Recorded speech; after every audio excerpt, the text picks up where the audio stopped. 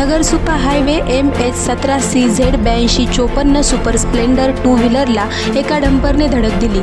धडक देऊन ड्रायव्हर जागीच मृत्यू पावला। ड्रायव्हरसोबत जे टू व्हीलरवर होते त्याच्यासोबत एक लहान मुलगा व त्याची बायको होती।